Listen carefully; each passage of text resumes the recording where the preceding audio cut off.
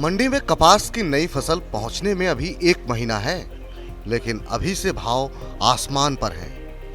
किसानों के लिहाज से देखें तो नई फसल का अच्छा दाम मिल सकता है, लेकिन उन यार्न और कपड़ा मिलों का क्या होगा जिनके कारोबार पर महंगा कपास भारी पड़ रहा है।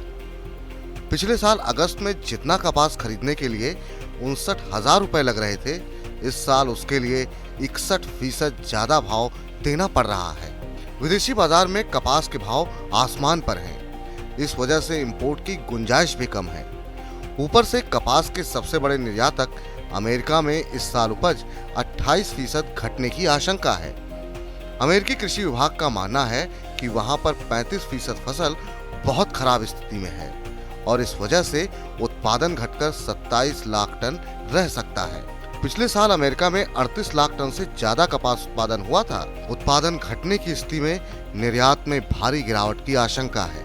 अमेरिकी कृषि विभाग ने निर्यात में 18% कमी का अनुमान लगाया है। कपास की नई फसल में अभी समय है और भाव आसमान पर है। बढ़ती लागत और सीमित सप्लाई देख यार्न मिलों ने उत्पादन और घटाने का फैसला किया है। सीमित सप्लाई की वजह से पहले ही उत्पादन कम है। तमिलनाडु स्पिनिंग मिल एसोसिएशन ने अपने सभी सदस्य मिलों को यार्न उत्पादन घटाने के लिए कहा है। हालांकि कपास की डिमांड, सप्लाई और भाव की मौजूदा स्थिति किसानों के लिए फायदेमंद लग रही है। नई फसल आने पर किसानों को अच्छा भाव मिल सकता है।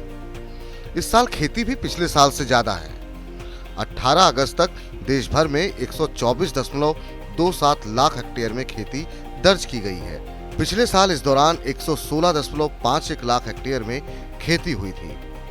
फिलहाल नई फसल आने पर कपास की सप्लाई में सुधार होने की उम्मीद है और यार्न मिलों के लिए पर्याप्त स्टॉक उपलब्ध हो सकता है, लेकिन भाव कम होगा इसकी गारंटी नहीं। और मिलें अगर बढ़ी हुई लागत पर यार्न तैयार करेंगी तो कपड़ों की महंगाई बनकर उसका बोझ ग्राहकों की जेब पर ही पड़ेगा। मनी 9 के लिए मनोज कुमार।